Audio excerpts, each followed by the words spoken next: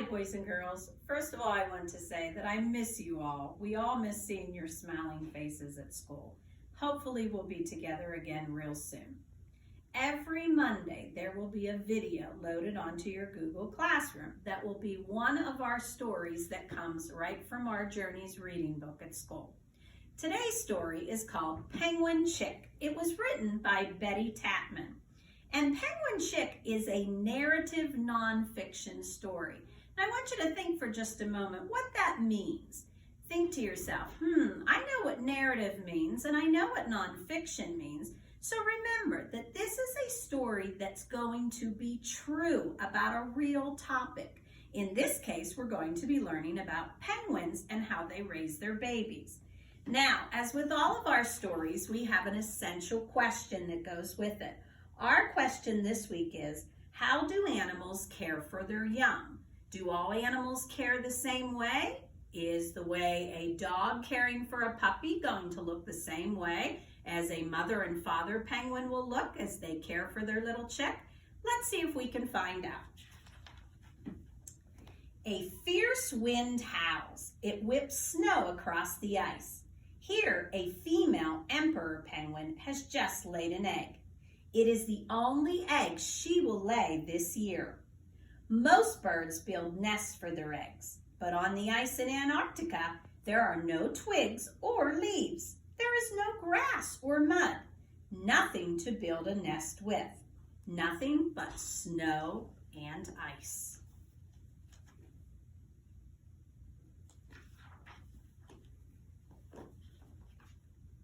The new penguin father uses his beak to scoop the penguin onto his webbed feet. He tucks it under his feather-covered skin into a special place called a brood patch. The egg will be as snug and warm there as if it were in a sleeping bag. One of the penguin parents must stay with the egg to keep it warm. But where penguins lay their eggs, there is no food for them to eat. The penguin father is bigger and fatter than the mother. He can live longer without food, so the father stays with the egg while the mother travels to the sea to find food. The two parents sing together before the mother penguin leaves.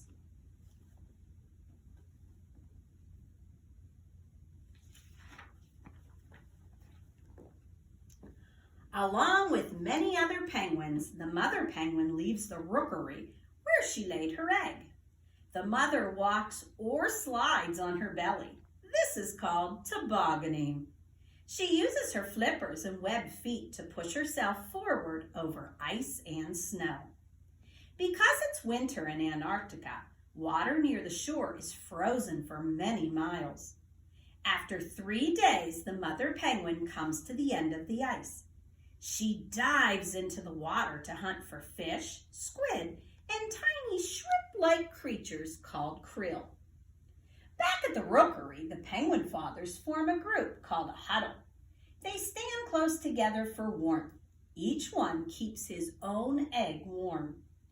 For 2 months, the penguin father always keeps his egg on his feet. When he walks, he shuffles his feet so the egg doesn't roll away. He sleeps standing up. He has no food to eat, but the fat on his body keeps him alive.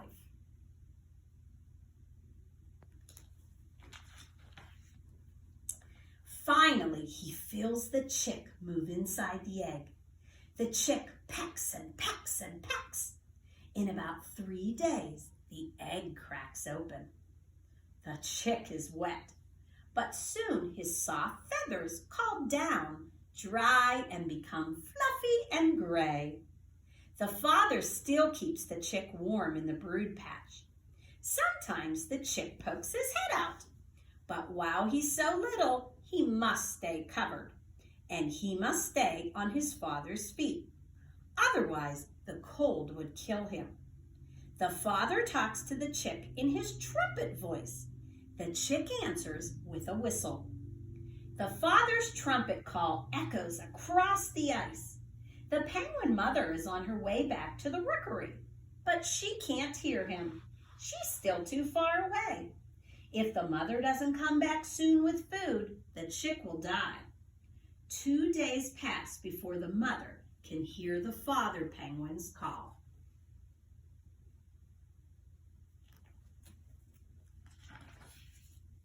At last, the mother arrives at the rookery.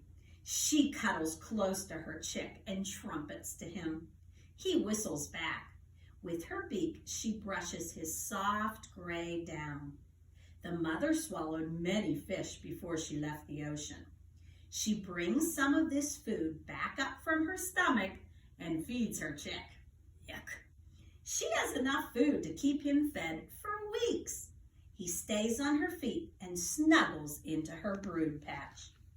The father is very hungry, so he travels to open water. There he dives to hunt for food. Weeks later, the father returns with more food for the chick. Each day, the parents preen or brush the chick's downy coat with their beaks. This keeps the down fluffy and keeps the chick warm. Look how adorable that baby chick is.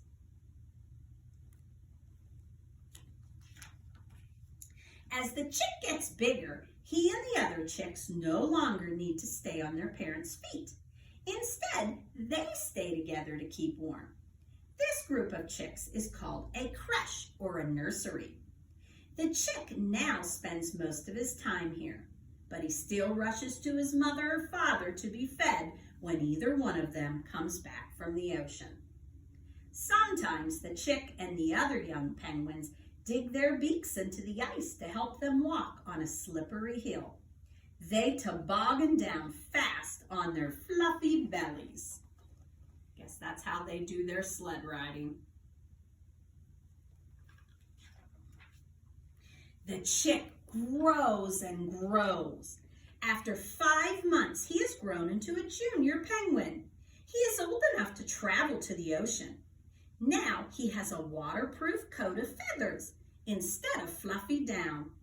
He can swim in the icy cold ocean because his feathers keep him dry and warm. The young penguin spends most of his time in the water. He swims, flapping his flippers as if he were flying underwater. He uses his webbed feet to steer wherever he wants to go. He catches a fish with his beak and swallows it head first.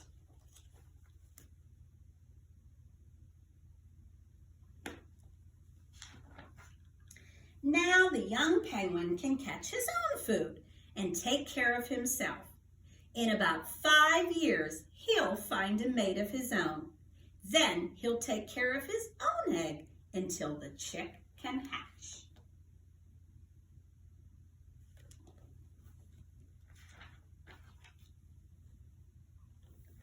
Now, I'm not sure if you noticed while I was reading our story, but I have a couple little penguins of my own right here.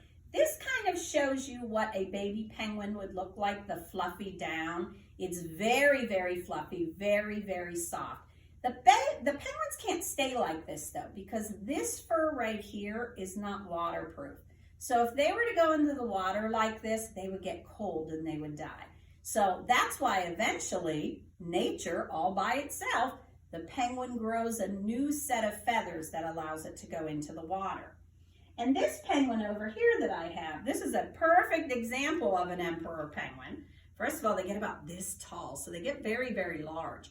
This is an emperor penguin adult right here, and you can see the baby that's sitting right on the parent's feet. And if you remember, think back in the story, what was the reason again why they have to stay on the parent's feet? If you said it was because they would get too cold on the ice, you're absolutely correct. Good job, boys and girls. Remember, next Monday I will see you again for another one of our stories. If you'd like, you can go onto YouTube, and most of our journey stories, if you search for the title, you can re-listen to the story on there. Another fun thing to do about penguins, you might want to do a little bit of research about penguins. Go on to Google and search for penguin webcams. That's a really fun thing to do. A lot of the zoos have penguin webcams, and you can go on and you can watch the penguins at the zoo. Have fun. See you next week.